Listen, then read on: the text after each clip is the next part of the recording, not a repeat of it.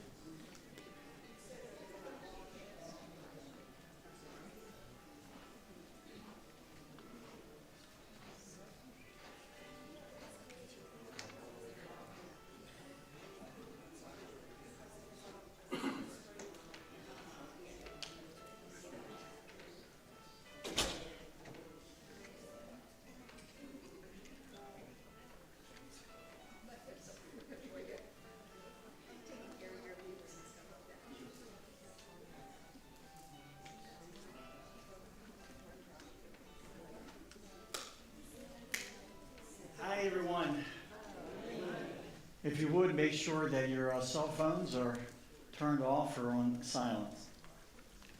Let's begin the show by closing those doors. That might be if we could close those doors, please. Thank you so much.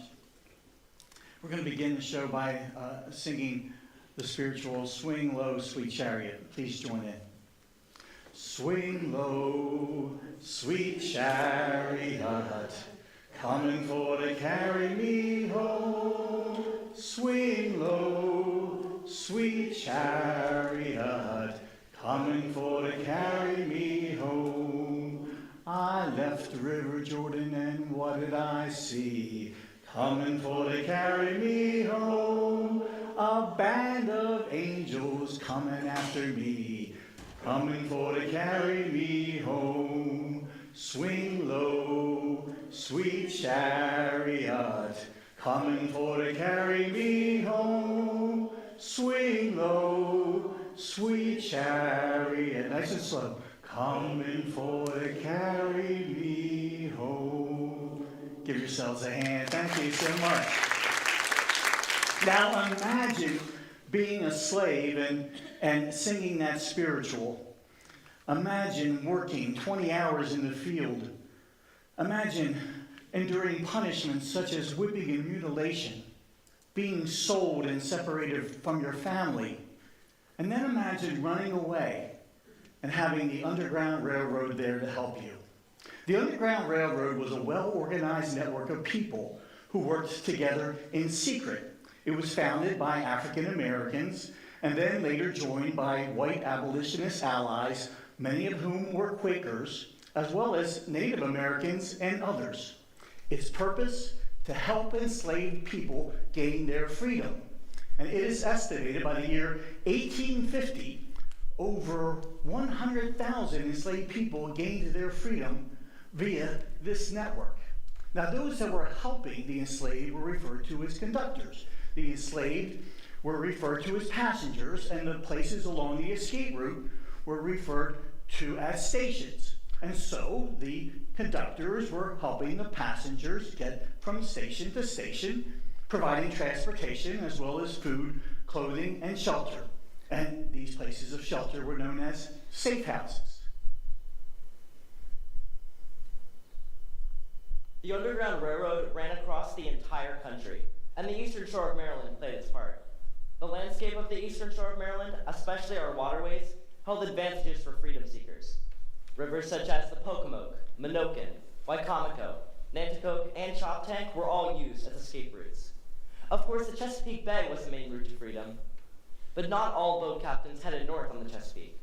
Some headed south and around the Delmarva Peninsula. If you were a boat captain helping slaves escape, you were taking a huge risk. For example, there was Captain Lambden, who was caught stowing away fugitives. He was arrested and imprisoned.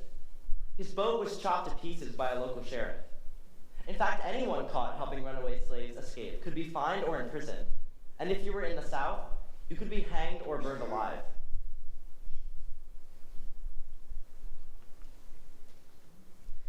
The Underground Railroad is compelling because it speaks of resistance. People throwing off the yoke of oppression. It's about the resistance of James Henry Watson, a slave who fled a farm in Snow Hill, Maryland, leaving behind his parents and 8 siblings.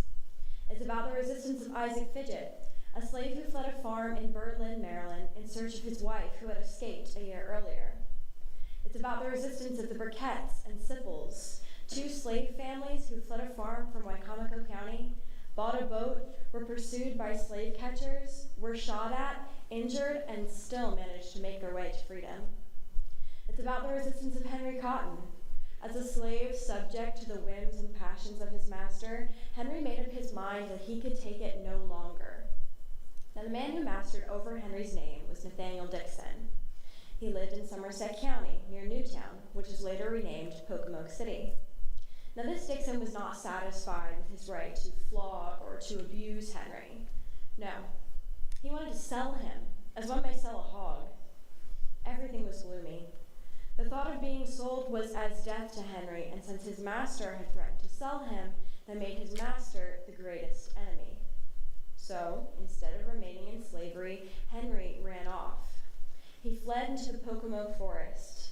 He found the most secluded spot he could find, almost impenetrable, so dense were the trees and undergrowth. And there he stayed among the wild animals for a year, sometimes enduring the most harsh conditions. But he knew it would not be nearly as harsh as returning to his master and a life of slavery. As 12 months went by, Henry made his way up north to Philadelphia, where William Still, an abolitionist, came to his aid. Now, William Still, whose mother was from Denton, Maryland, wrote the book, The Underground Railroad, in which we learn about Henry's and others like him. He writes, "It is the story of the escapes of many men, women, and children from cities and plantations, from rice swamps and cotton fields, from kitchens and mechanic shops, from border states and Gulf states, from mean masters and mild masters, some following the North Star alone, penniless, braving the perils of land and sea, eluding the keen scent of the bloodhound and the more dangerous pursuit of the savage slave hunter, some from secluded dens and caves of the earth, where they waited sometimes for months and years for their chance to escape, some from mountains and swamps where they endured great hardships, including extreme hunger. Some arrived in crates or in boxes aboard various vessels. Men disguised as women and women disguised as men made their way north triumphantly. Some arrived only in rags, barely covering their nakedness, even in the coldest weather." William Still was friends with Harriet Tubman. Born a slave in Dorchester County, Tubman endured constant brutal beatings, one of which involved a 2-pound lead weight, which caused her to suffer from severe headaches and seizures for the rest of her life. Worried that she would be sold and separated from her family, Tubman fled bondage in 1849, following the North Star on a 100-mile trek into Pennsylvania. Nicknamed Moses, she went on to become the Underground Railroad's most famous conductor, embarking on many trips back into Maryland and pulling out many slaves, including her parents and siblings. She said, "I was the conductor for the Underground Railroad for 8 years, and I can say what most conductors can't. I never ran my train off the track, and I never lost a passenger." The reward for capturing Harriet Tubman at the time was $40,000. In today's money, that's an equivalent of $500,000.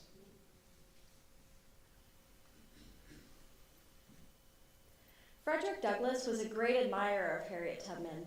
Born a slave in Talbot County, he became a famous orator, statesman, and abolitionist.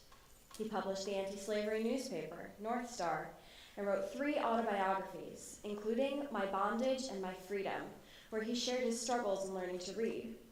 He wrote, "The more I read, the more I was led to abhor and disdain my enslavers.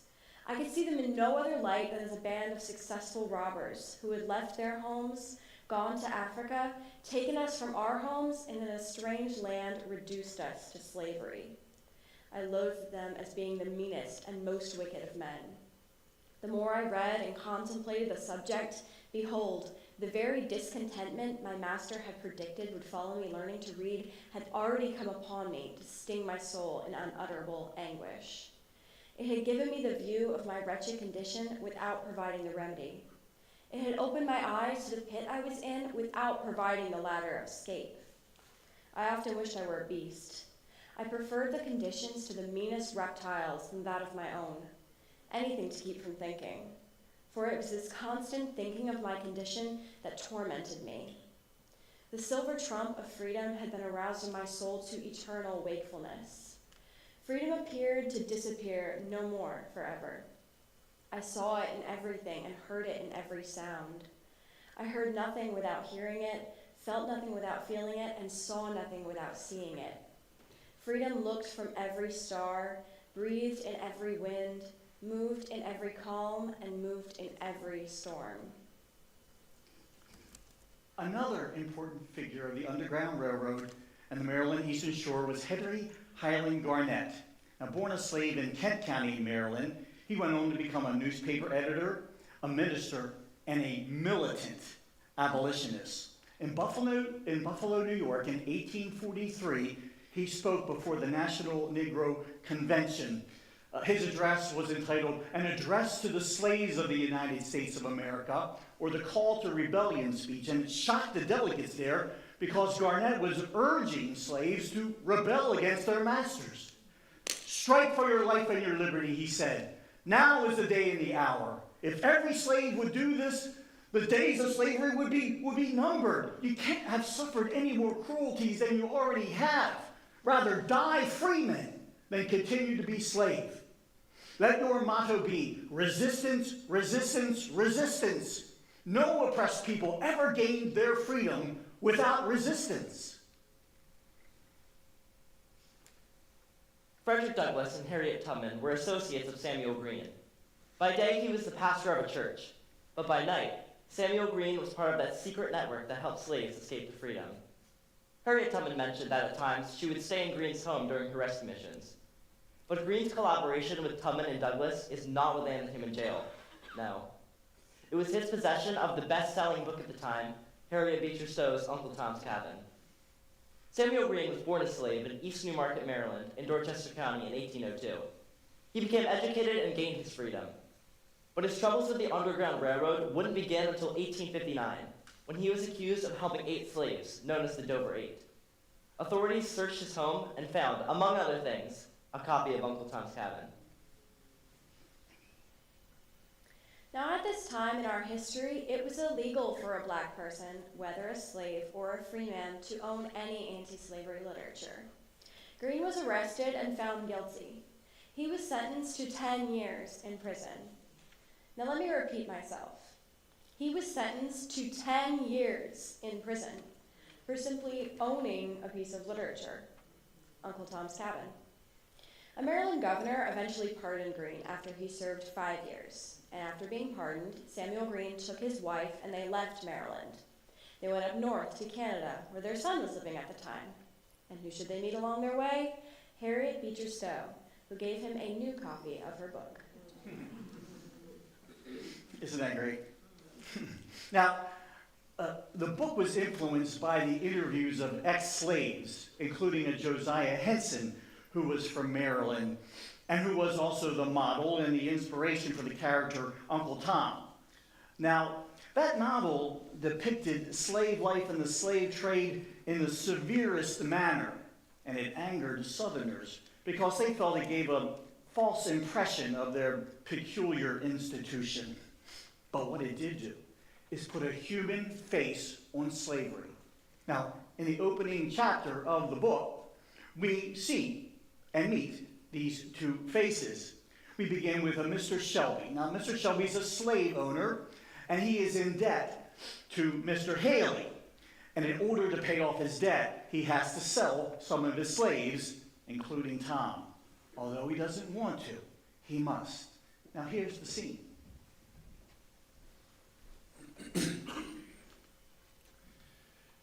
Tom is a good, steady, sensible, pious fellow, Haley. Well, he got religion at a camp meeting 4 years ago, and he really did get it. I've trusted him ever since with everything I own.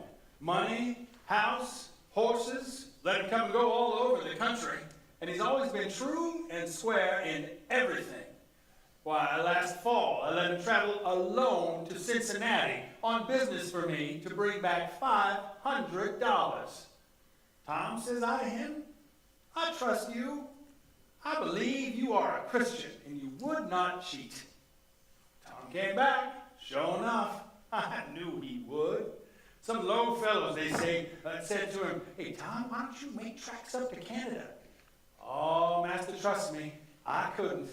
Oh, they told me all about it. Oh, yes, sir. I certainly hate to part ways with Tom, and that's a fact. You ought to let him cover the whole balance of the debt. And you would, Haley, if you had any conscience. Well, now I got just as much conscience as any man in business can afford to keep. Now, just a little, mind you, to swear by, as 'twere, that I am prepared to do anything within reason to oblige friends.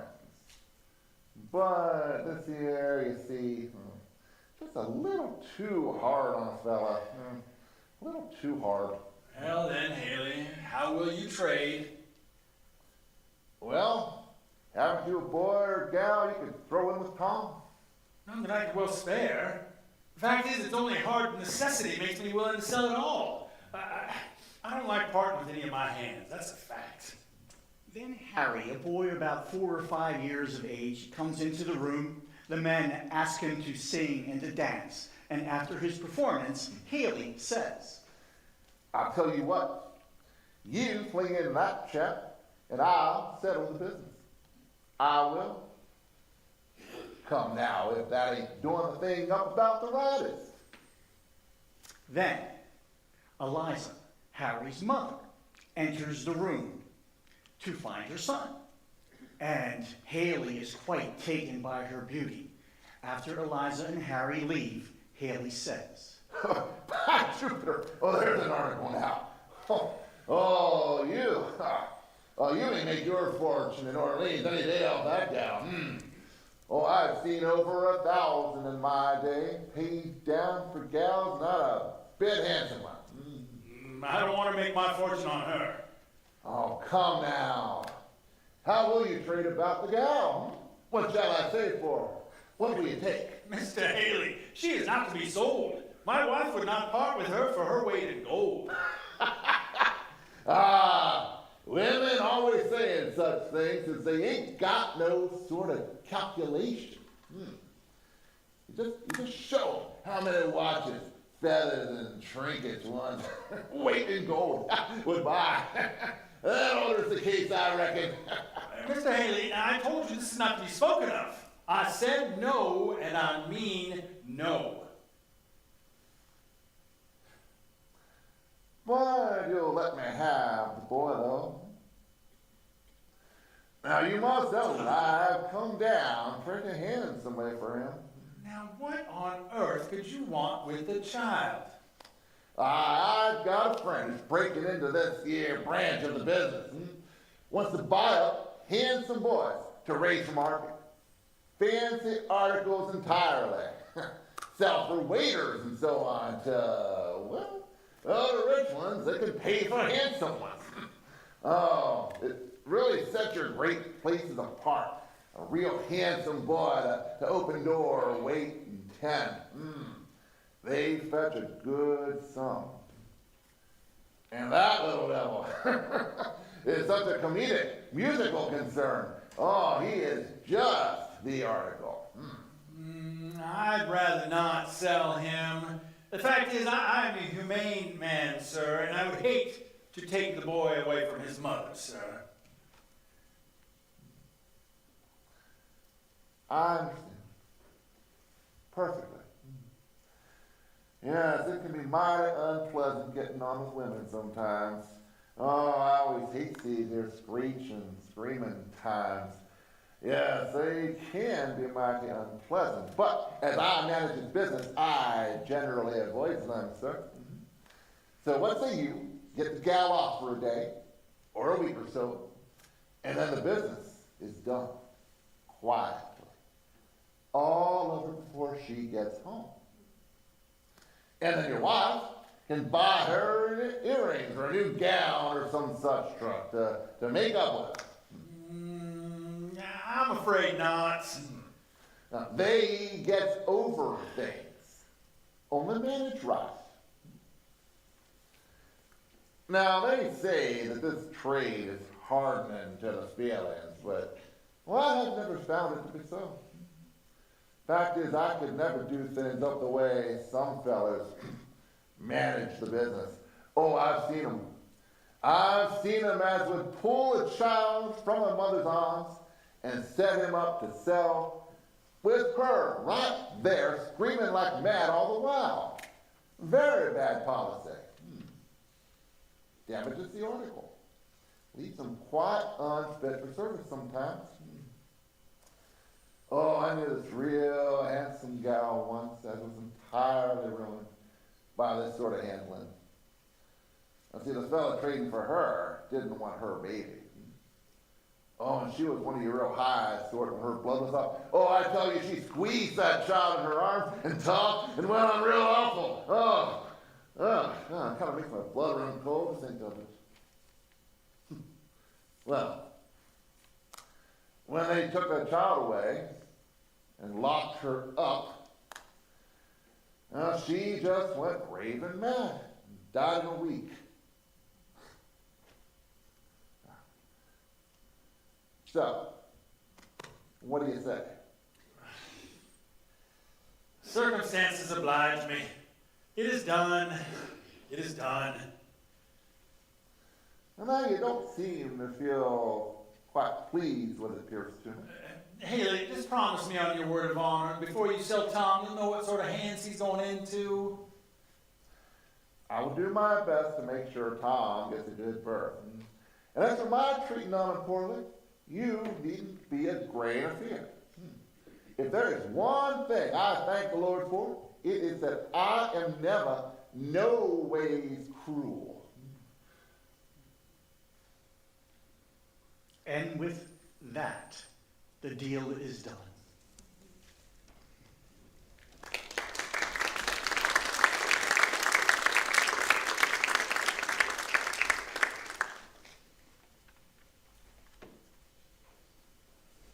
Eliza is married to George Harris, a talented and creative young man who loves his family dearly. After they were married, they were separated, and George was sent to work in a factory. He had invented a machine to speed the process of cleaning out, but George's master removed him from the factory, claiming he was too lazy to work. George's master made him do menial labor. In the next scene, we see that George has had enough. He goes to see Eliza and tells her that he plans to escape, for he can no longer bear the misery she's been suffering.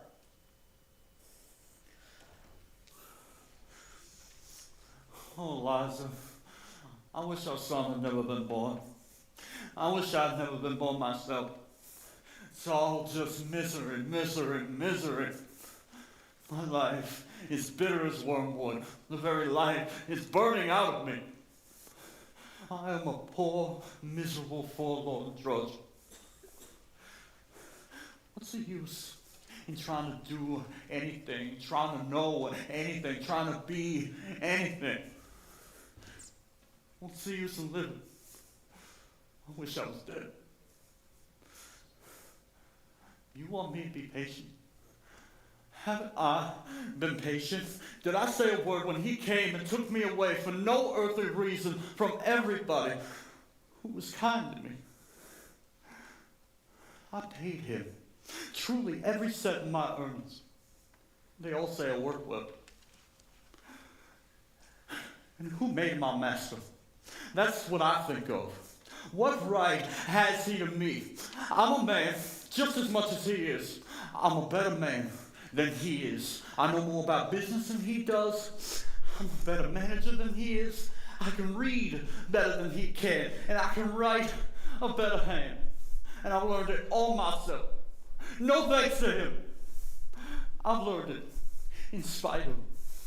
Now what right has he to make a dray horse out of me? To take me from the things that I can do and do better than he can, and put me to work that any horse can do?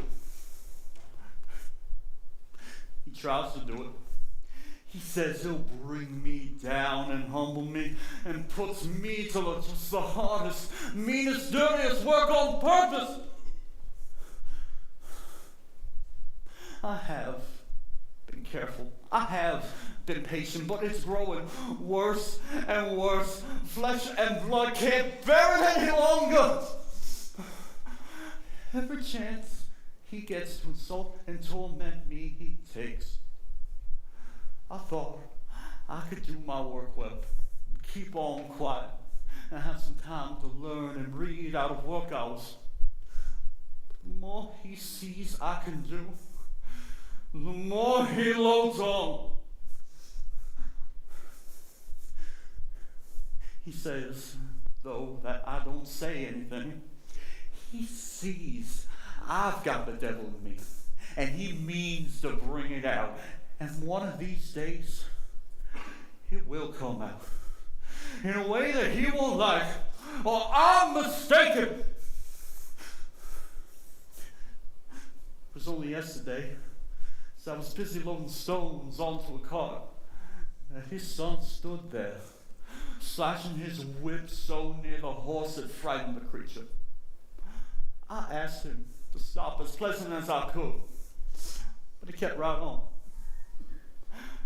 I begged him again, and he turned around and he began striking me. So I grabbed his hand, and he screamed and kicked and ran toward his father and told him I was fighting him. His father came in a rage and said he'd teach me who was my master. So he tied me to a tree and cut the switches for the young boy. He told his son he might whip me until he was tired. And he did do it. Who made this man my master? That's what I want to know. I've been kicked and cuffed and sworn at, but what do I owe? I paid for my keeping 100 times over. I won't bear it. No, I won't. You poor little Carlo, the dog that you gave me, the creature's been about the only comfort I've had. He'd follow me around days, sleep with me nights, and he kind of looked up at me as if he understood how I felt. Well, the other day, I was just feeding him some old scraps I picked up by the kitchen door, and Master came along and said I was feeding him up to his expense and that he couldn't afford to have me keeping the dog. So he ordered me to tie a stone around his neck and throw him in the pond. Did I do it? No. But he did. Master and his son pelted the poor drowning creature with stones. Poor thing. Carlo looked up at me so mournful as if to ask why I didn't save him. And I had to take a flogging because I wouldn't do it myself. I don't care. Master will learn that I'm one whipping won't tame. And my day will come if he don't look out. I know.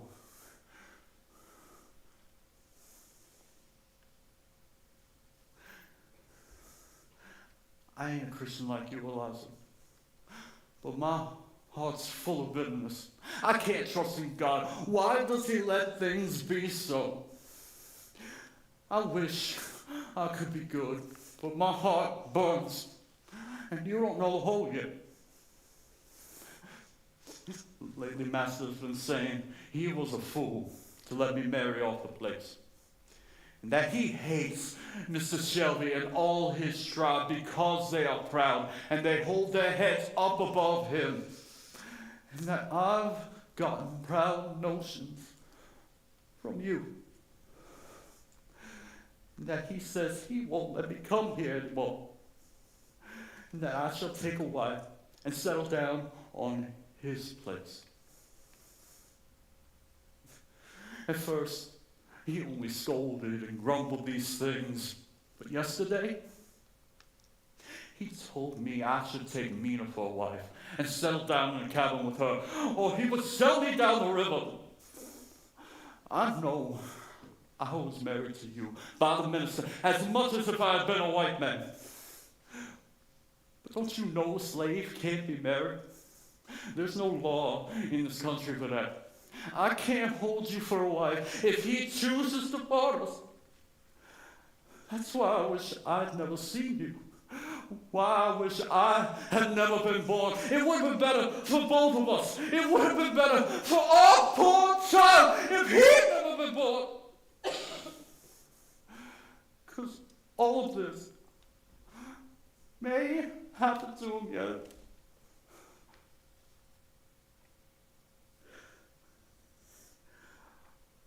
I know you think your master's kind, but he may die, and our son will be sold to no one knows who. What pleasure is it that he is handsome and smart and bright? I tell you, Eliza, that sword will pierce through your soul for every good thing your child is or has. It will make him worth too much for you to keep. So, my girl, bear up. I'm going to Canada. And when I get there, I'll buy you. It's the only bit of hope that's left for us. I'll buy you and the boy. You have a kind master that won't refuse to sell you to. God help me, I will. And if they try to capture me, I won't let them. I will die first. I will be free. I will die. Now hear my plan. I'm going back home quite resigned. You understand, as if all was over. I have preparations made, and there are those that will help me. In a week or so, I will be among the missing. Pray for me, Eliza. Maybe the good Lord will hear you. Well, goodbye.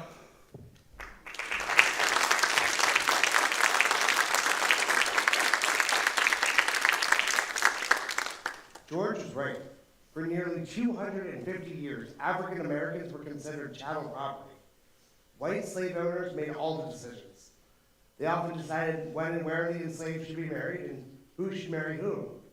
They often split husband and wife apart when finances or other reasons dictated. Despite the hate that slavery spawned, it would not and could not annihilate these marriages or the love that sustained them. Let us not lose sight of the depth of feelings and affections of these relationships, or the sacrifices that were made to preserve them.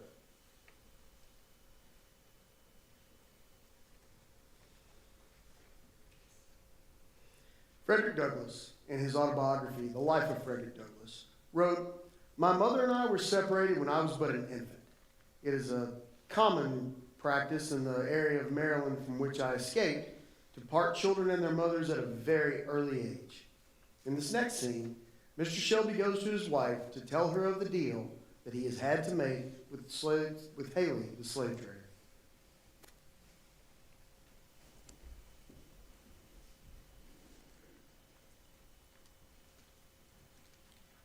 Well, Emily, I shall have to sell some of my hands.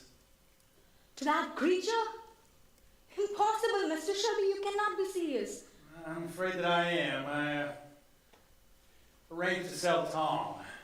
What? Our Tom? That good, faithful creature being a faithful servant from a boy? Oh, Mr. Shelby, you have promised him his freedom too. You and I have spoken to him 100 times of it.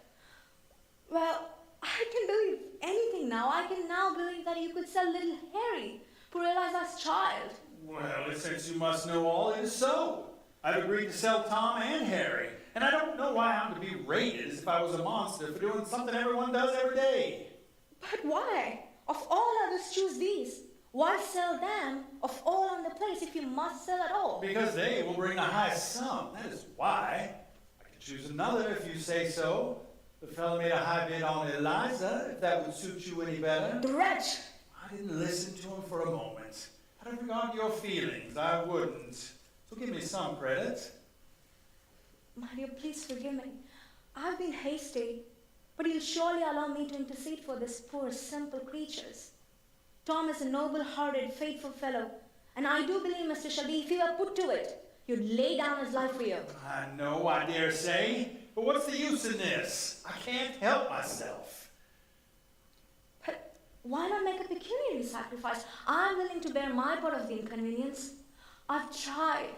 Mr. Shelby, I've tried most faithfully as a Christian woman should to do my duties to these poor, simple, dependent creatures.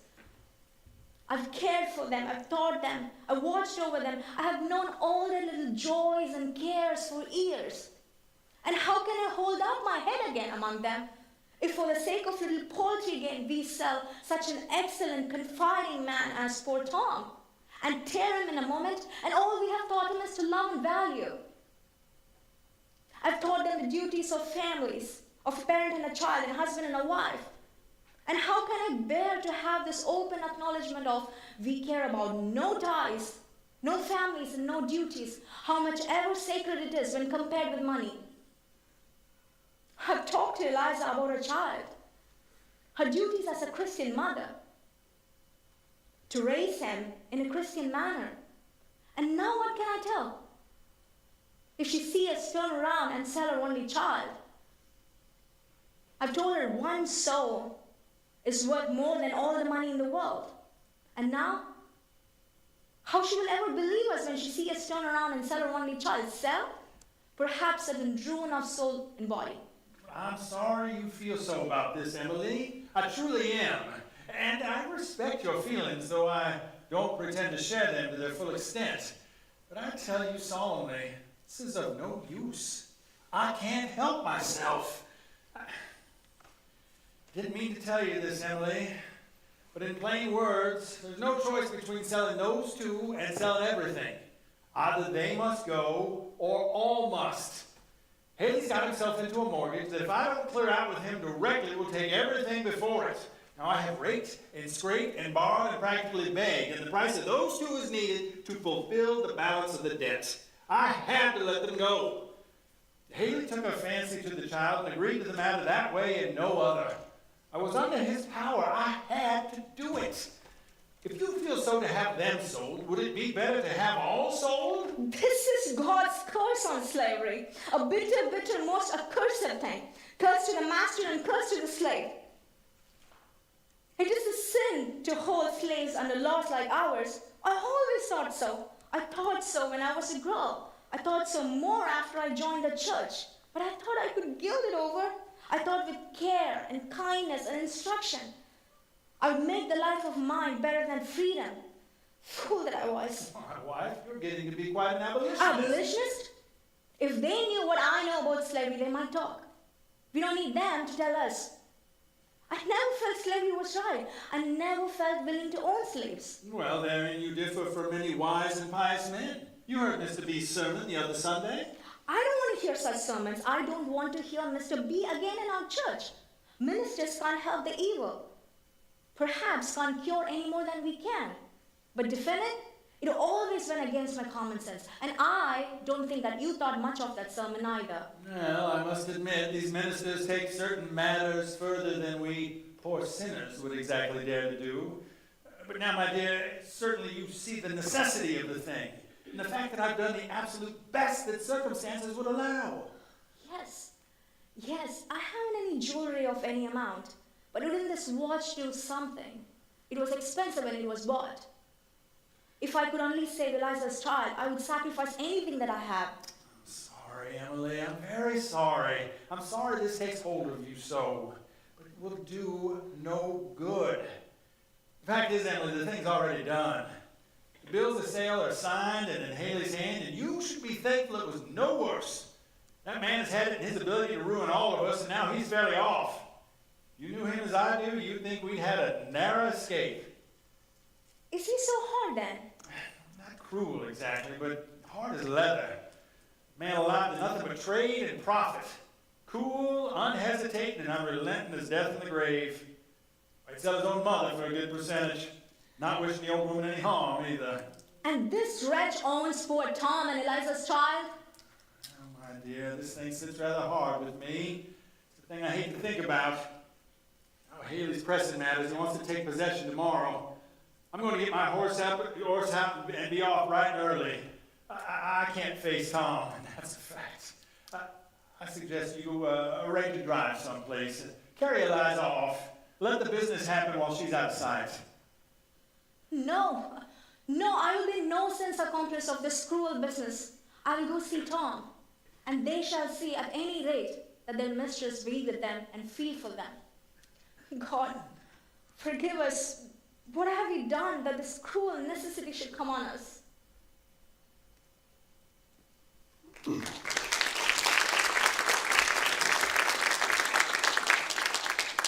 Eliza, who's been hiding in a closet, overhears this entire conversation.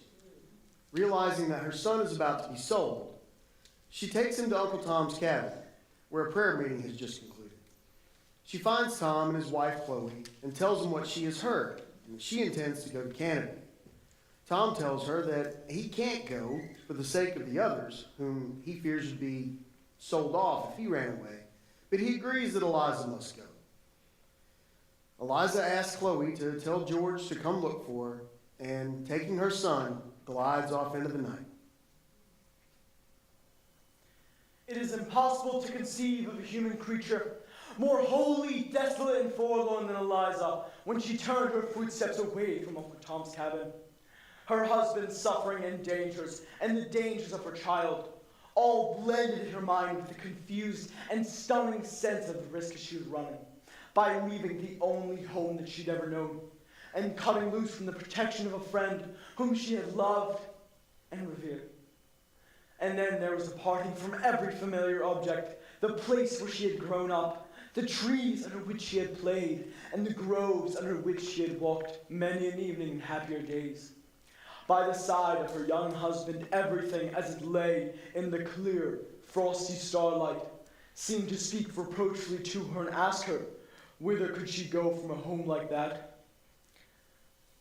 But stronger than all was maternal love, wrought into a paroxysm of frenzy by the near approach of a fearful danger, her boy was old enough to walk by her side, and in an indifferent case, would have only led him by the hand. But the bare thought of putting him out of her grasp made her shudder, and so she strained him to her bosom with a convulsive grasp as she went rapidly forward. The frosty ground creaked beneath her feet, and she trembled at the sound. Every quaking leaf and fluttering shadow sent the blood backward to her heart and quickened her footsteps. She wondered within herself at the strength that seemed to come upon her, for she felt the weight of her boy as if it were a feather. And every flutter of fear seemed to increase the supernatural power that seemed to bore her on. And while her pale lips burst forth in frequent ejaculations, the prayer to a friend above, Lord help, Lord save me!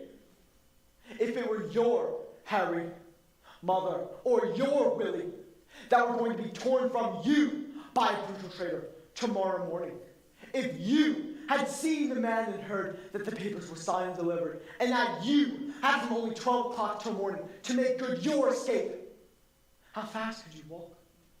How many miles could you make in those few brief hours? And with the darling at your bosom, the small, soft arms trustingly holding onto your neck, and the soft arms on your shoulder. The boundaries of the farm, the grove, the woodlot passed by her dizzily as she went on, and still she went, leaving one familiar object after another, slacking not, pausing not, till reddening daylight found her many a long mile from all traces of any familiar objects upon the open highway. To escape across the Ohio River was the first hurried outline of a plan of escape. But beyond that, she could only hope in God. When she arrived at the river, it was swollen and turbulent. Great cakes of floating ice piled to and fro in the turbid waters, owing to the peculiar form of the shore on the Kentucky side, the land bending far out into the water. The ice had been lodged and detained in great quantities, and the narrow channel which struck in the bend was full of ice, piled one cake over another, thus forming a temporary barrier to the descending ice, which lodged and formed a great undulating raft, filling up the whole river and extending almost to the Kentucky shore. As a fire in her bones, the thought of the pursuer urged her on, and she gazed with longing eyes on the sullen, surging waters that lay between her and liberty. Then suddenly she heard a pursuer, who threw himself off his horse and was after her like a hound after a deer. In that dizzy moment, her feet brought her to the water's edge, and right on behind he came. And nerved with the strength such as God gives only to the desperate. With wild cries and flying leap, she vaulted sheer over the turbid currents by the shore, onto the raft of ice beyond. It was a desperate leap, impossible to anything but madness and despair. The huge green fragment of ice on which she alighted pitched and creaked as her weight came onto it, but she stayed there not a moment. With wild cries and desperate energy, she leaped to another, and still another cake. Stumbling, leaping, slipping, springing upwards again. Her shoes were gone, her stockings cut from her feet, and blood marked every step. But she saw nothing, felt nothing, till dimly, as in a dream, she saw the Ohio side, and a man helping her up the bank.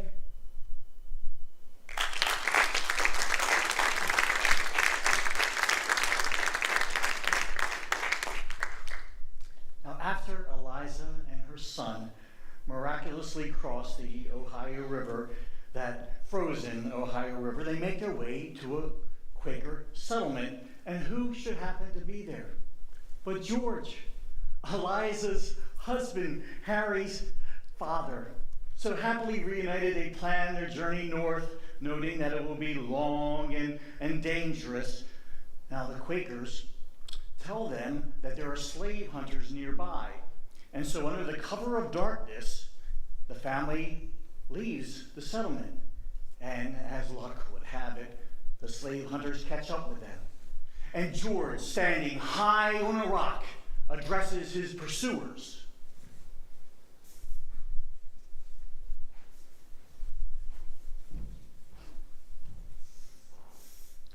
I am George Harris. Mr. Harris of Kentucky did call me his property. But now, I am a free man, standing on God's free soil. And my wife and my child I claim as mine. I have the arms to defend myself, and I mean to do it. You can come up if you like. But the first one of you in range of my bullets is a dead man. And the next, and so on until the last. I know very well the law's on your side, and the power. You mean to take my wife to sell in New Orleans and put my son like a calf in a trader's pen? You want to take me back to be whipped and tortured and ground under the heels of those that you call masters. And your laws will bear you in it. More shame for you and them. But you haven't got us. We don't own your laws. We don't own your country.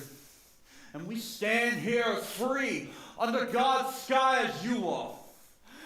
And by the great God that made us, we will fight for our liberty till we die!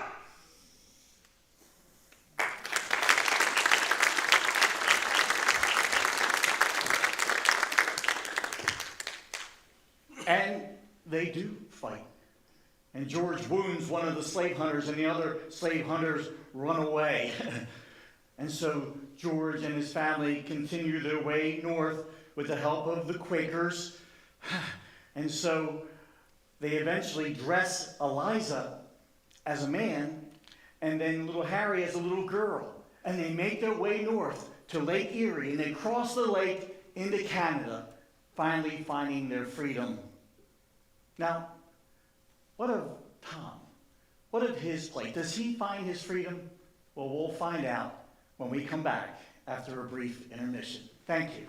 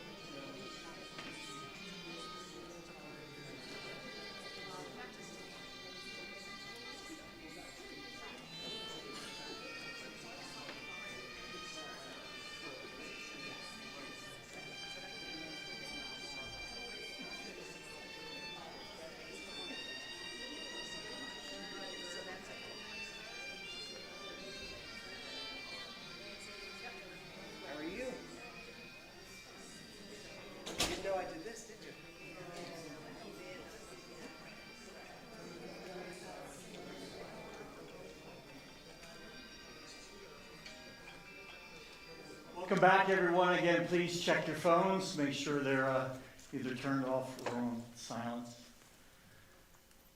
So great to have you here.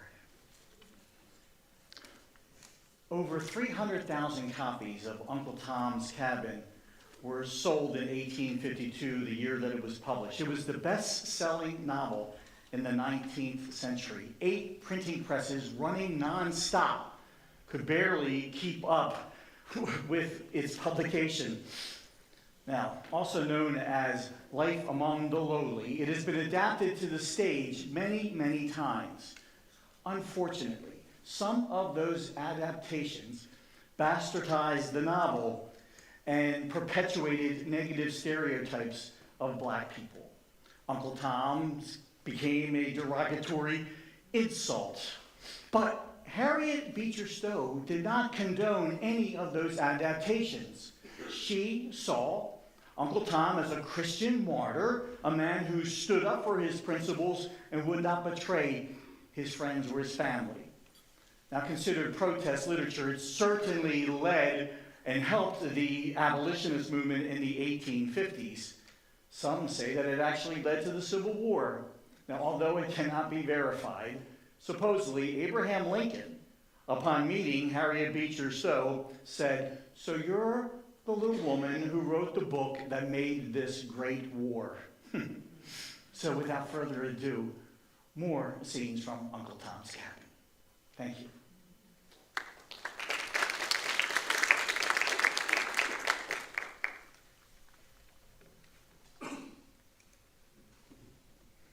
Our story continues with Haley the trader, still in possession of Tom. The two are on a steamboat on the Mississippi River headed south to New Orleans. While on board, Tom becomes friends with little Eva, an angel of a girl. She falls overboard and Tom comes in to rescue her. Eva's father is grateful to Tom for rescuing his daughter. Eva begs her father to buy Tom, saying she wants to make Tom happy. Eva's father, suspicious of the trader, approaches Haley.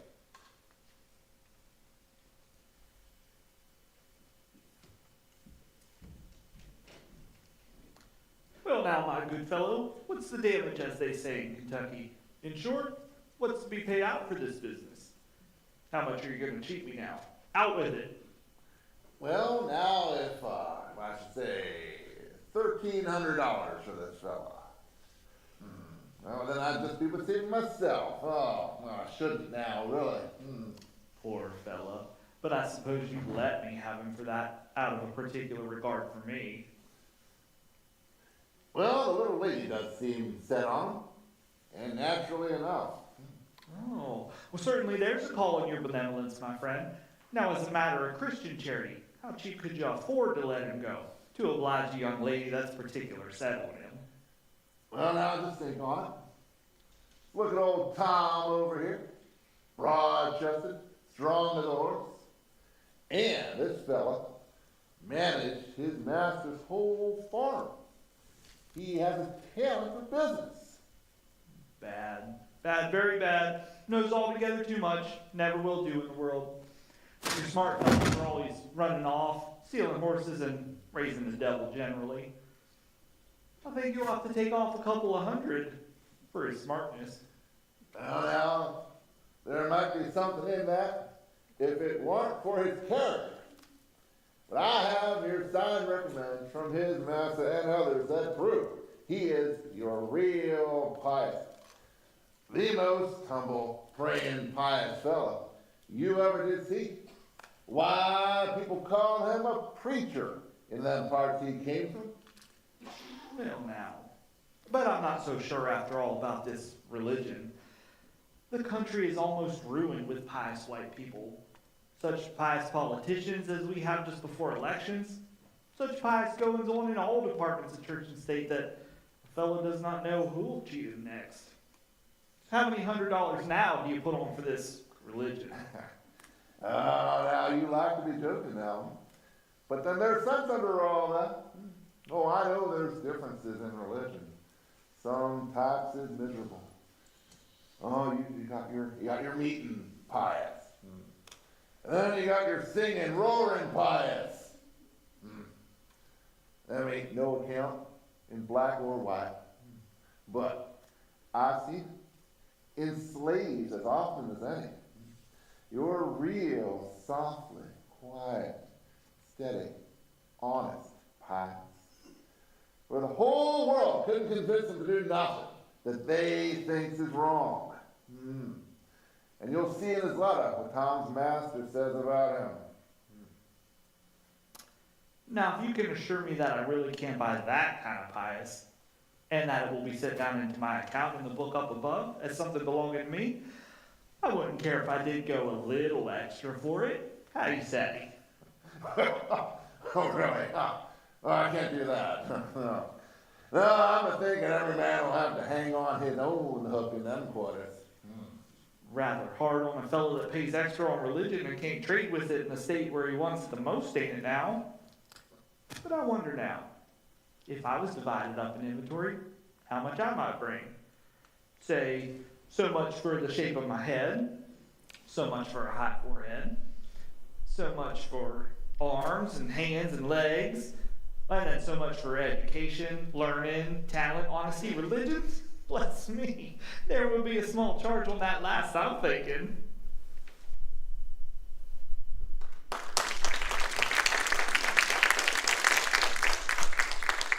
Eva's father gives Haley the money, the papers are signed, and with that, the sale is final.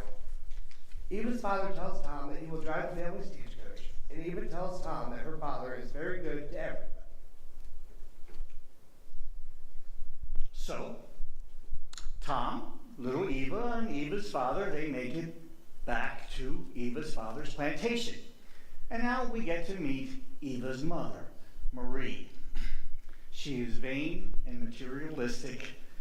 We find her complaining to Eva's aunt about the trials and tribulations of owning slaves.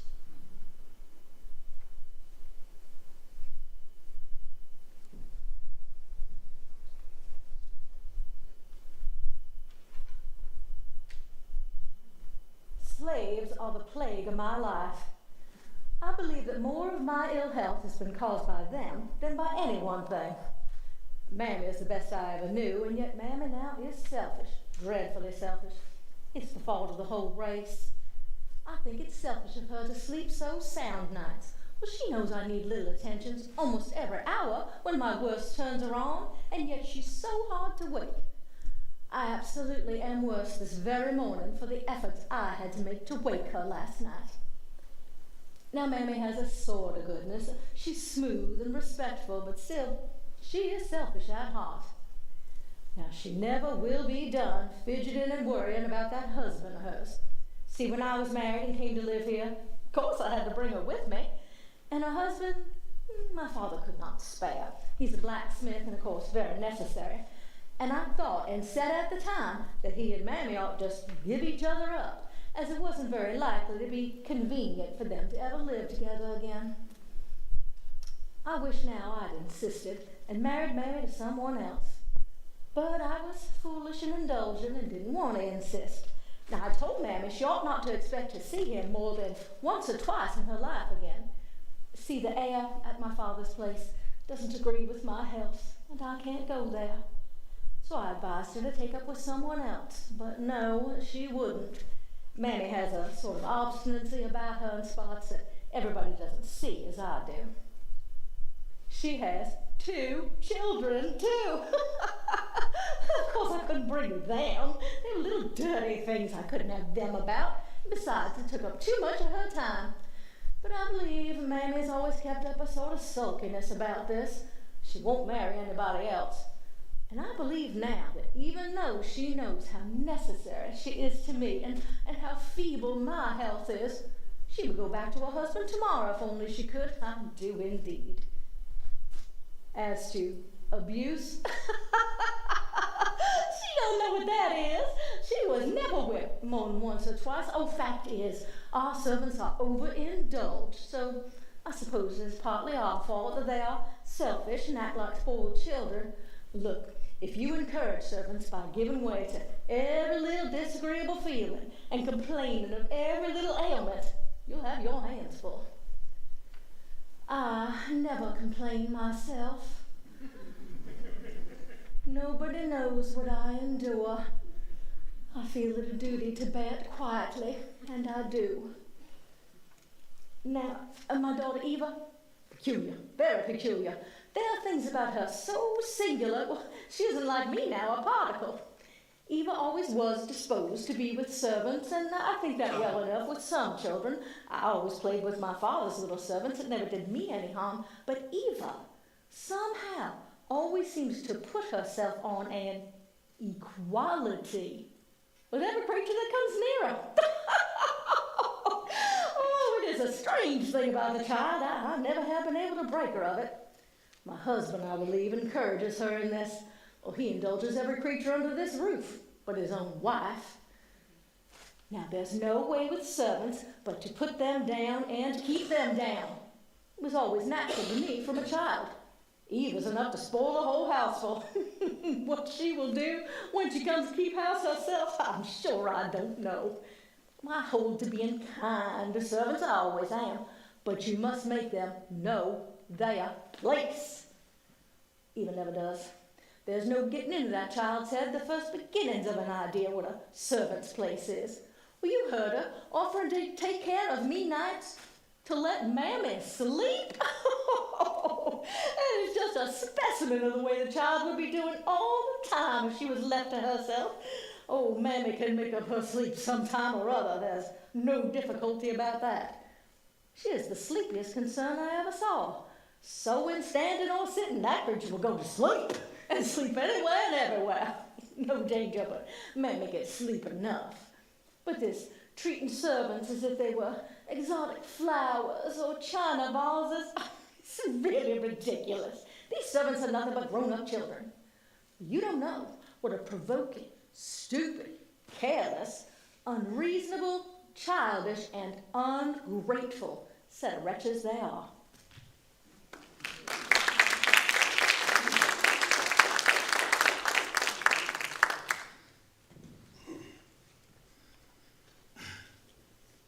Piece of work.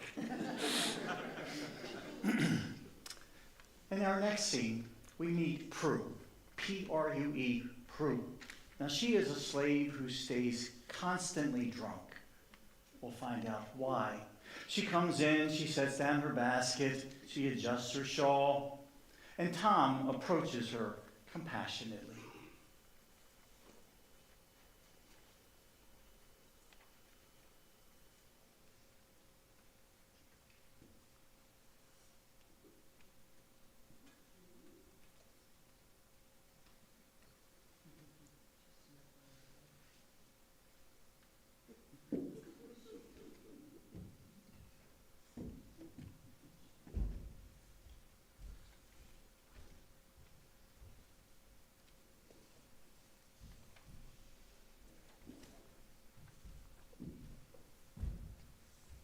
Carry your basket a piece? Carry my basket? Why should you? I don't need your help. What's wrong? You sick or in trouble or something? I ain't sick. I wish I could persuade you to leave off that drink. You know it'd be the ruin of your body and soul?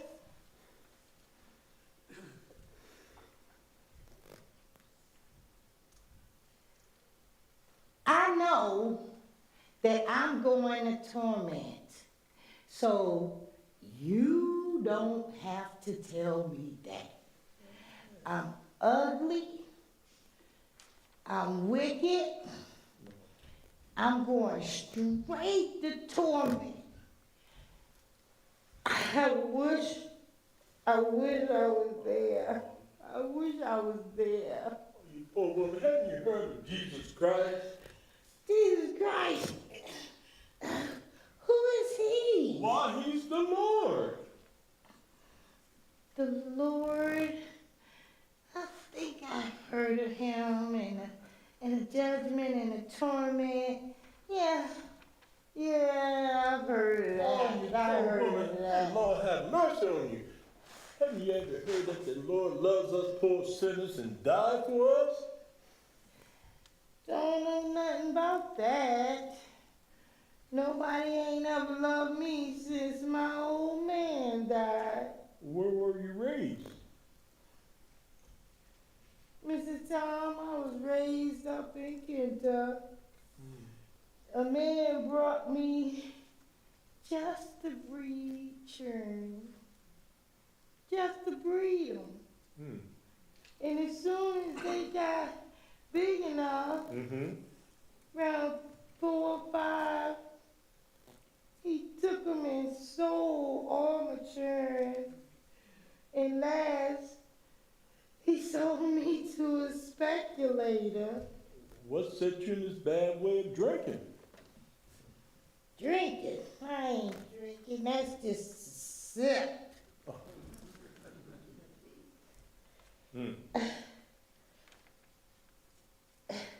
When I came here, I was trying to get out of my misery, Mr. Tom, trying to get out of my misery. So when I came here, I had one child. She was the prettiest little thing, and Mrs., she seemed to think a heap on her. She was likely and fat. Well, Mrs. took sick, and I tended her. And I took the fever. And my milk all left me. And the child, he turned to skin and bone. Skin and bone. But Mrs. wouldn't, she wouldn't buy milk. All I needed was just a little bit of milk for my baby, but she wouldn't buy milk for it. She wouldn't listen. When I told her I had the milk, she said, "You can feed it on what other folks eat." And the child, it kind of pined and it cried, and it cried, and it cried, and cried day and night until it got all gone to skin and bone. All gone to skin and bone. And Mrs., she got set against it. She got set against a baby crying because it was hungry. She got so set against it that she made me sleep in her room at night. She wouldn't let me have it because she said it kept me awake. It made me good for nothing. It made me good for nothing. So I had to put it away off in a little kind of garret. And there it cried itself to death. It cried itself to death. Can you imagine a baby crying itself to death? So, Mr. Tom, I took to drinking to keep the crying out of my ears. I had to drink to keep the crying out of my ears, Mrs. Dog. All I wanted was my baby. All I wanted was my baby. Oh woman, the Lord have mercy on you. Don't you know the Lord loves you and He died for you and can help you get to heaven and you can have that rest at last.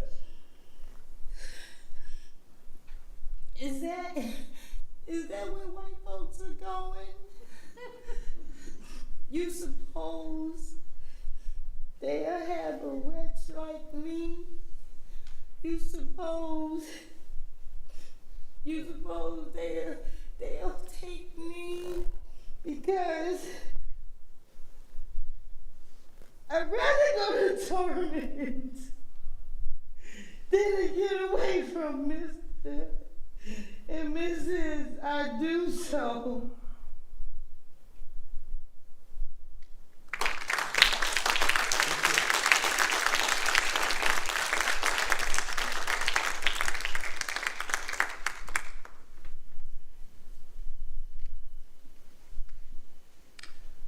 Time passes, one day at a time, and so it passed with Tom till 2 years had gone by. His friendship with little Eva had grown with her growth. He loved her as something fragile and earthly, and yet he worshipped her as something heavenly and divine. He gazed upon her as an Italian sailor might gaze upon the image of the Christ child with a certain reverence. It pleased him to please her.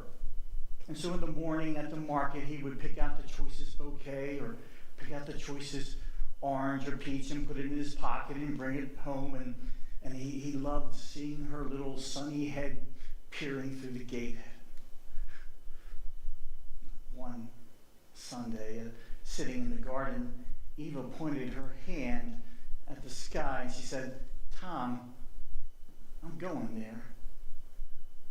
I'm going to the Spirit's bright. I'm going there, Tom, before long."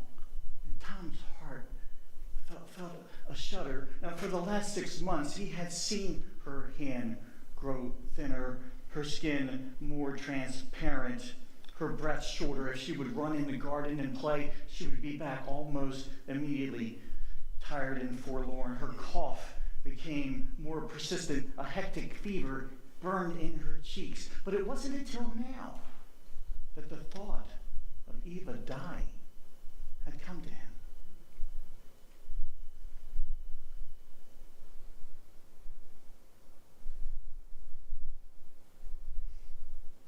Eva's health began deteriorating rapidly.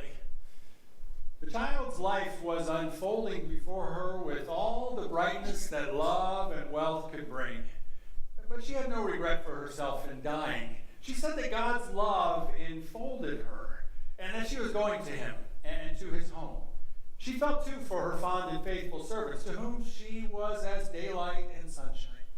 She had big longings to do something for them, to bless and to save not only them, but all in their condition. Longings that contrasted sadly with the feebleness of her little frame. She told Tom that if her dying could stop this misery, that she would die for them. And to her father, she said,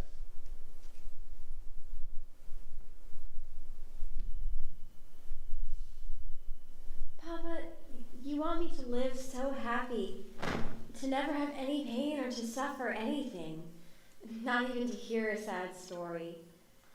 When other poor creatures have nothing but pain and sorrow all the days of their lives. It seems selfish. I ought to know about such things. I ought to feel about them. Such things sink into my heart. They go deep down and I've thought and thought about them. Papa, isn't there any way to have all slaves made free? Papa, you are such a good man, and you're so noble and kind. You have a way of saying things that is so pleasant. Couldn't you go all around to persuade people to do right about this? When I am dead, Papa, you will think of me, and you will do it for my sake. I would do it if I could. Poor old Prue's child was all that she had, and she had to listen to it crying, and she couldn't help it. Papa, these poor creatures love their children as much as you do me. Oh, won't you do something for them? There's poor Mammy. She loves her children. I've seen her cry when she talks about them. And Tom loves his children. And it's dreadful, Papa, that such things are happening all the time. Promise me, dear Father, that Tom shall have his freedom as soon as I am gone. Yes, dear. I will do anything in the world, anything you could ask me to. Just before she died, a bright, glorious smile passed across her face, and she said brokenly, Oh, love, joy, peace. She took one final sigh and passed from life unto death. Farewell, beloved child.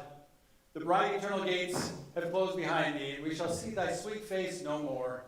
O woe unto them who watch your entrance into heaven, for when they wake in the morning to the cold gray sky of daily life, and thou gone forever.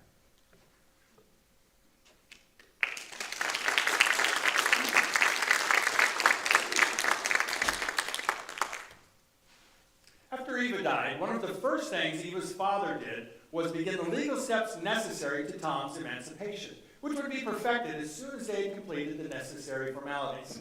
In the meantime, he attached himself to Tom more and more. For in the whole wide world, nothing, it seemed, could remind him so much of Eva.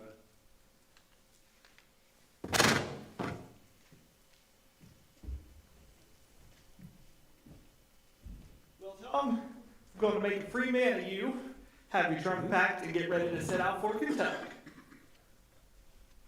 Bless the Lord, bless the Lord. You haven't had such very bad times here that you need to be in such a rapture, Tom. No, it's not that. It's being a free man. That's what I'm joining for. Why, Tom? You couldn't possibly have had... You couldn't... Don't you know, for your own part, you've been better off than to be free? Oh, no, indeed, Master Sinclair. No, indeed. Why, Tom? You couldn't possibly have earned by your work such clothes and such living as I have given you. I know all that. You've been good. But I'd rather have whole clothes, whole house, whole everything, and to have mine than have the best. I suppose so, Tom. And you'll be going off and leaving me in a month or so. Not while you're in trouble. I'll stay as long as you want me. Not while I'm in trouble, Tom. And when will my trouble be over? When Master Sinclair's Christian. And you really mean to stay by till that day comes? Tom, I won't keep you till that day. Go home to your wife and children. Give my love to all. I have faith to believe that day will come.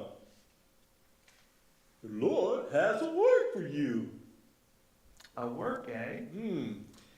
Well, now, Tom, give me your views on what sort of a work it is. Why, a poor preacher like me has a work from the Lord, and Master Sinclair, with all your riches and learning and friends, how much more you might do? Tom, you seem to think the Lord needs a great deal done for him. And we do for the Lord when we do for his creatures. Good theology, Tom. Better than Dr. B preaches, I dare swear.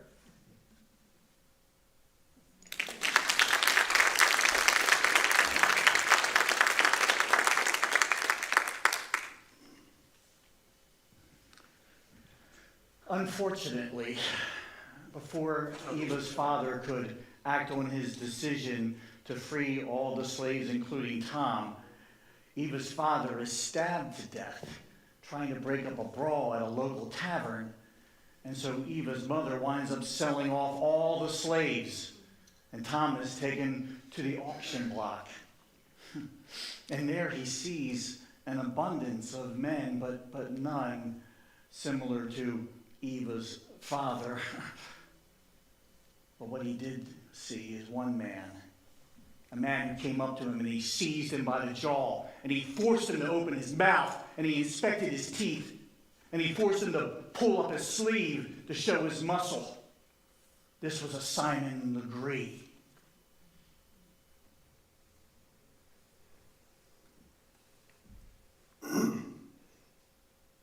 Where are you from? Up in Kentucky, Master. And what have you done? I had charge of Master's farm. That's a likely story.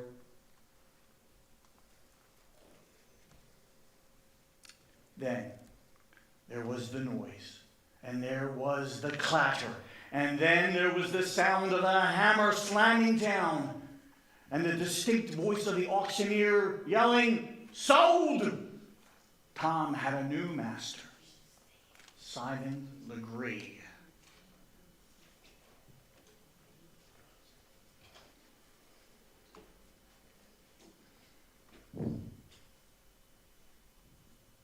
On the lower part of a small, mean boat on the Red River, Tom sat.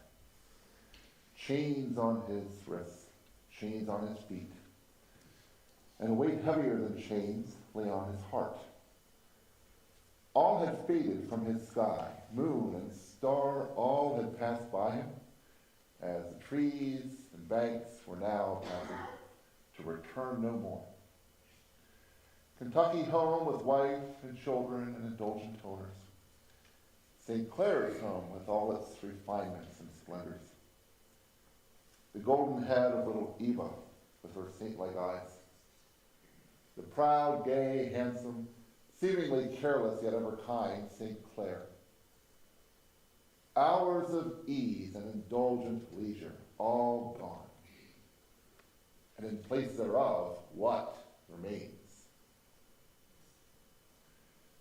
Simon Legree had bought up slaves at one place and another in New Orleans to the number of 8, and had driven them handcuffed in couples of 2 and 2 down to the good steamer Pirate, which lay at the levee, ready for a trip up the Red River.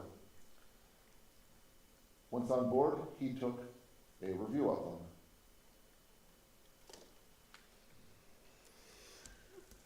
I say now, all of you, look at me.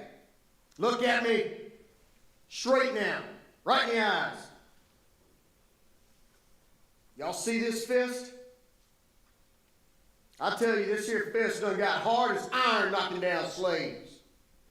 I ain't never seen a slave yet I couldn't put down with one crack. I don't worry about none of you cussed overseers. I does my own overseeing, and I tell you things is seen to. Use every one of you got a totem mark. Quick, straight, the moment I speak. That's the way to keep in with me. You won't find no soft spot in me nowhere. So now mind yourselves, or I don't show no mercy.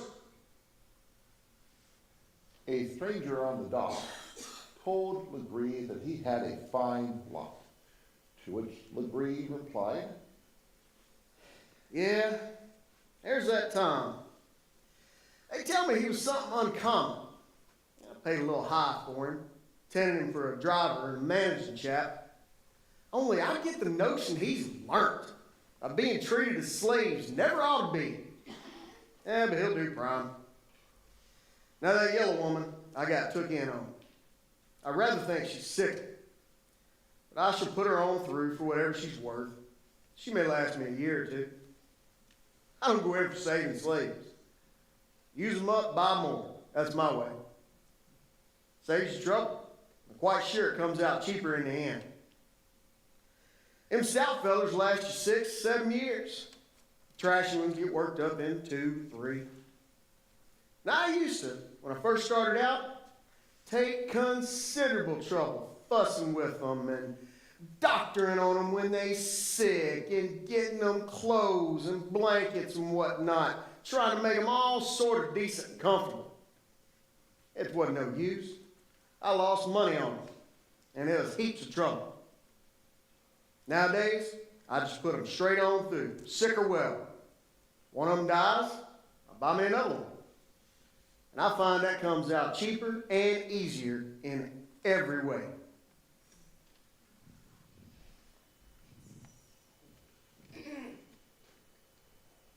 the boat moved on, freighted with its weight of sorrow, up the red, muddy, turbid currents, through the abrupt, tortuous windings of the Red River, while sad eyes gazed wearily on the steep red clay banks as they drifted by in dreary sameness.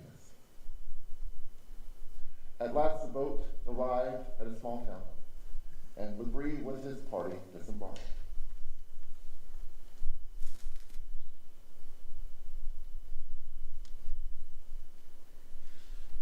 So Tom and the other slaves arrive at Legree's farm, and it is in shambles, a striking contrast to the plantations of the Shelbys and the St. Clairs. One day, as Tom works in the cotton fields, he sees the slave woman struggling to fill her sack, and so Tom helps her. The overseers see this and report back to Legree.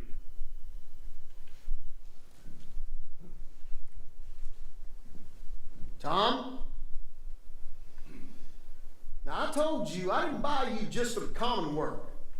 I mean to promote you, make a driver out of you. You may as well just go ahead and begin to get your hand in tonight. See that gal? Take her and flog her. I beg your pardon? You've seen enough of it to know how. I hope you won't set me at that. This is not what I'm used to, can never do. Now, I work night and day while there's life and breath in me. But this here, I don't see is right to do. And I should never do it. Never. You telling me you don't think it's right to do what I tell you to do?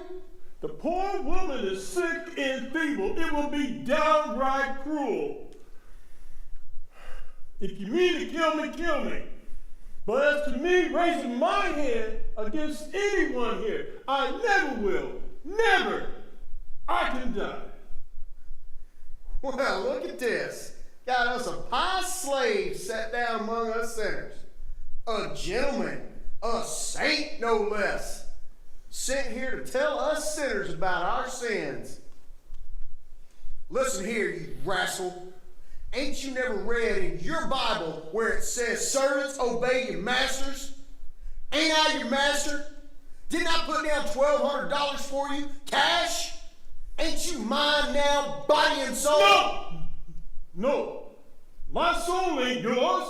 You ain't bought it. You can't buy it. It's been bought and paid for by the one who's able to keep it. No matter, you can't harm me.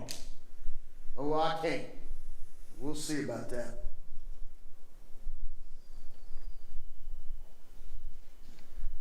Legree tells the overseers to whip Tom, and they do, nearly beating him to death.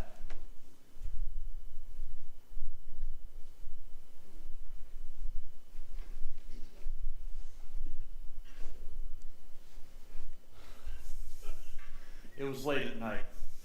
Tom lay groaning and bleeding alone in an old forsaken room of a gin house, among broken pieces of machinery, damaged cotton, and other rubbish that had accumulated there. The night was damp and close, as the thick air swarmed with myriads of mosquitoes, adding to the relentless torture of his wounds, whilst the thirst, a torture beyond all others, increased the measure of the uttermost physical anguish. Cassie entered the room, set down her lantern, and poured from a bottle. She lifted his head up to drink. Another and another cup were drained with feverish eagerness. Drink all you want. I knew how it would be. This isn't the first time I've been out in the night carrying water to such as you. You are a brave fellow. You have the right on your side, but it's out of the question for you to struggle.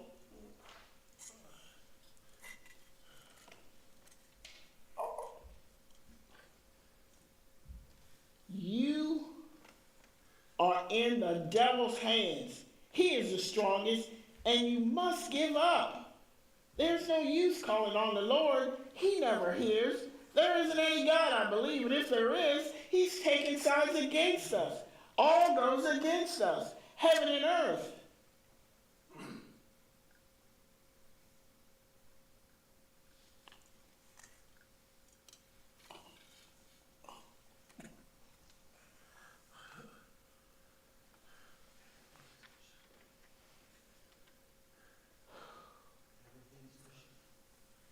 everything is pushing us into hell. Why shouldn't we go? You see, you don't know anything about it. I do. Here I've been in this place 5 years, body and soul under this man's foot, and I hate him as I do the devil. And here you are on a lone plantation, 10 miles from any other, in the swamps, not a white person here that could testify if you were burned alive, if you were scalded, if you were cut up into inch pieces set up for the dogs to tear, or hung up and whooped to death. There's no law here of God or man or anyone that can do either you or any of us the least good. And this man, there's no earthly thing that he's too good to do. Nothing. I could make anyone's hair rise or their teeth to chatter if I could tell all that I've heard and seen, and it's no use resisting. Did I want to live with him? Wasn't I a woman delicately bred? And he, God in heaven, what was he? And is he? And yet, I stayed with him these 5 years and cursed every moment of my life, night and day. Now he's got a new one, a young thing, only 15.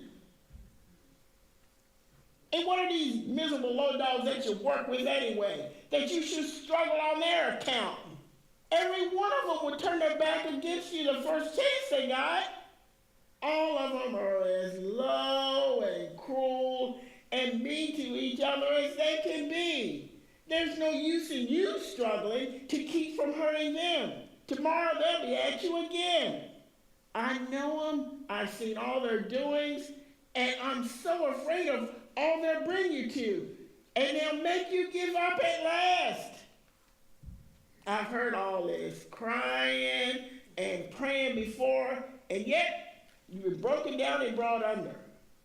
You must give up or be killed by inches. When I was a girl, I thought I was religious. I used to love God and prayer. Now, I'm a lost soul, pursued by devils that torment me day and night. They keep pushing me on and on. And I'll do it too, one of these days. I'll send him where he needs to go, a short way too, if they burn me alive for it. God isn't here. There's nothing here but sin and long, long despair.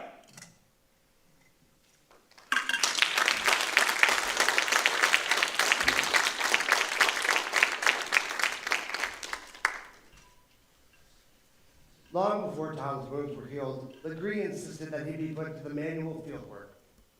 Then came day after day of pain and weariness, aggravated by every kind of indignity and injustice that a mean and malicious mind could devise. At night, Tom used to read a verse or two of his Bible by the flicker of the fire when he returned from his daily toil. But after the cruel treatment he received, he used to come home so exhausted that his head swam and his eyes failed when he tried to read. It was weeks and months that Tom's soul sank to the lowest ebb. Though the hand of faith still held to the everlasting rock, it was a numb, despairing grasp. One night Tom sat, like one stunned, at the fire. Suddenly everything around him began to fade, and a vision appeared before him of a face, crowned with thorns, buffeted and bleeding. Tom stared in majestic wonder at the face. Its deep, pathetic eyes thrilled him to his innermost heart. And suddenly, the vision changed. In splendor inconceivable, the thorns became rays of glory. And Tom stretched out his arm and fell to his knees, as suddenly the face bended toward him compassionately and said, "He who hath overcometh shall sit down with me at my throne, even as I have overcometh, and am sat down with my Father in his throne." How long Tom lay there, he knew not. When he came to himself, the fire had gone out, and his clothes were chill with the drenching dew. With the dread soul crisis past, and the joy that filled him, he no longer felt pain, despair, hunger, or wretchedness.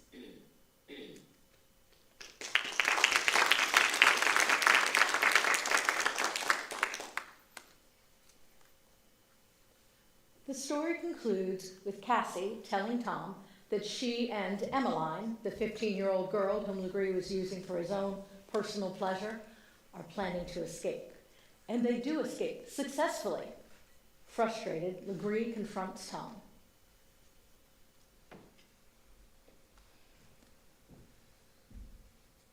Tom, do you know I've made up my mind to kill you? I will do just that thing unless you tell me what you know about these gals. You hear me? Speak! I got nothing to say. You mean tell me you don't know? Do you know anything? I know, but I can't say anything. I can die. Tom, you think just because I took it easy on you that I don't mean what I say. This time, I've made up my mind and I've counted the cost. You've always stuck it out against me. But tonight, I'll conquer you or I'll kill you. One or the other.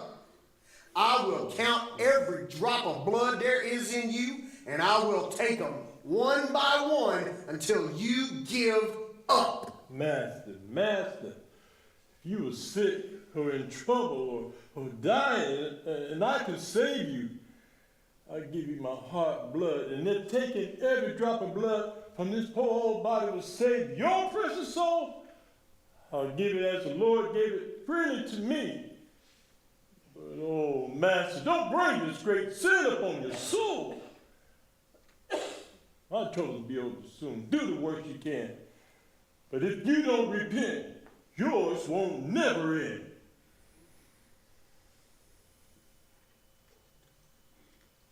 Legree stood aghast and looked at Tom, and there was such a silence that the tick of the old clock could be heard, measuring with silent touch the last moments of mercy and probation to that hardened heart. It was but a moment. There was one hesitating pause, and then Legree had the foaming rage and smote his victim to the ground. He then ordered his overseers to beat Tom, which they did brutally, and they dragged him to an old shed. 2 days passed, and Mr. Shelby's son George, who received word of where Tom was, managed to see Tom and to speak to him on his deathbed. Tears which did honor to his manly heart fell from the young man's eyes as he bent over his friend.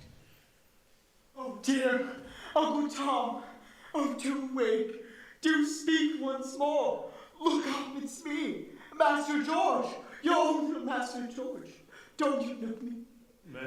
Master George? Bless the Lord. Bless the Lord. You haven't forgotten me. It does my heart good. I should die content now. Oh, you shan't die. You mustn't die. No, think of it. I could buy you and take you home. Oh, you're too late. The Lord will come to take me home. I long to go. Heaven is better than Kentucky. Oh, don't die, you'll kill me. It'll break my heart to think that you've suffered and lying in this old shed here. You poor fellow. No. I've been a poor fellow, but that's all past and gone now. Standing right in the door. Going into glory. Heaven has come. I've got the victory. The Lord gave it to me. Glory be his name. Glory be his name. Who can separate us from the love of Christ?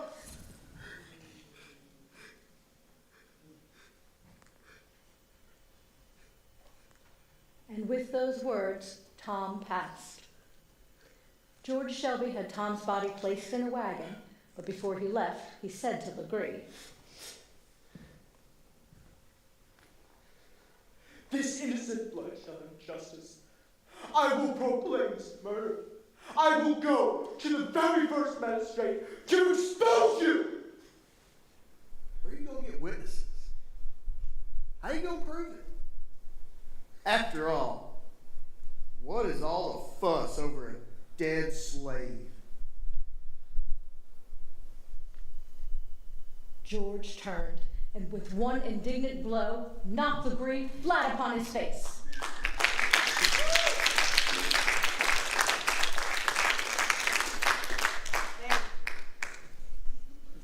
Beyond the boundary of the plantation, George found a dry, sandy knoll shaded by a few trees, and there they made the grave. When Tom was laid in the ground, George knelt on the grave of his poor friend and said, O witness, eternal God, O witness, that from this hour I will join one man must, to drive out this curse of slavery from my land.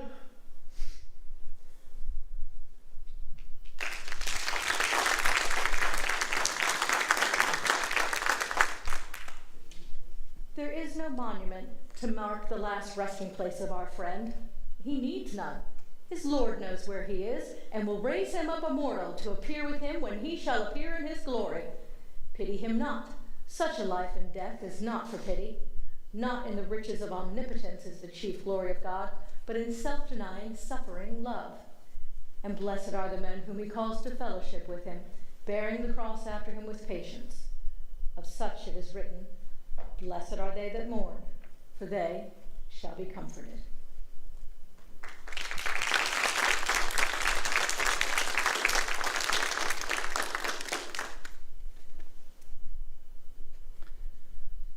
Where is this X?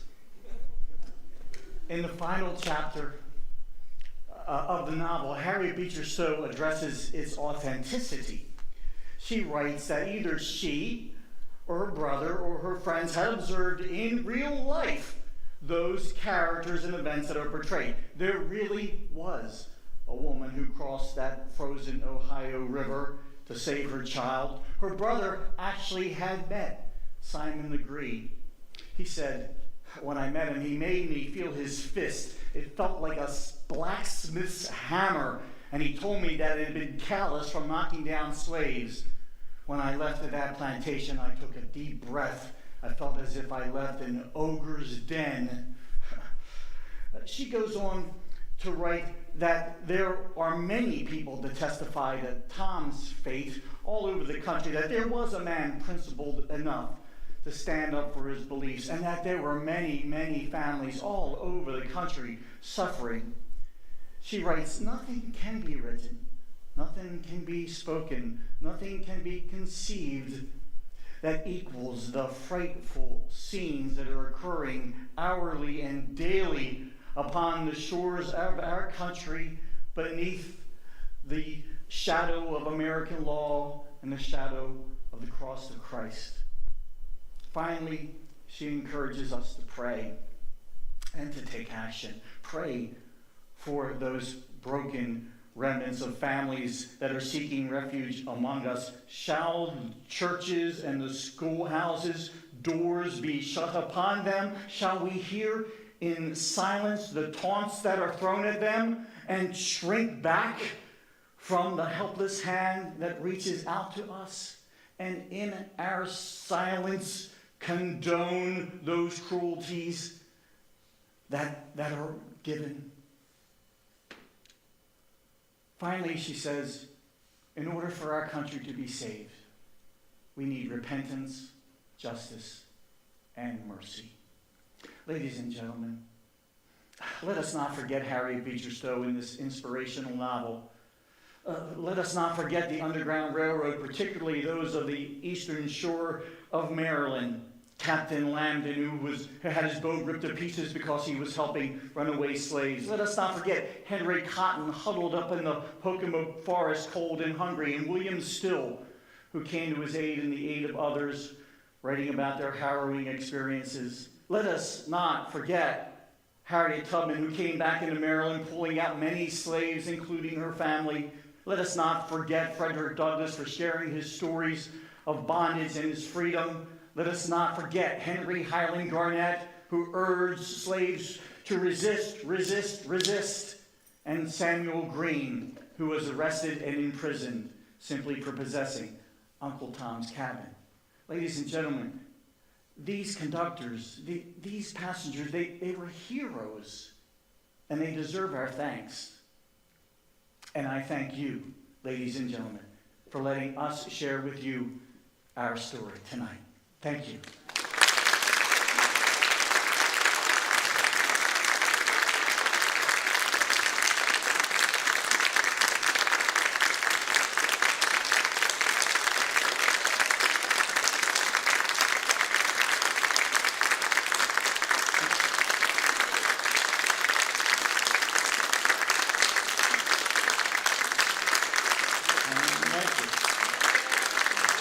Thank you so much. Feel free to talk to the cast afterwards. Thank you so much. There's a donation box still outside.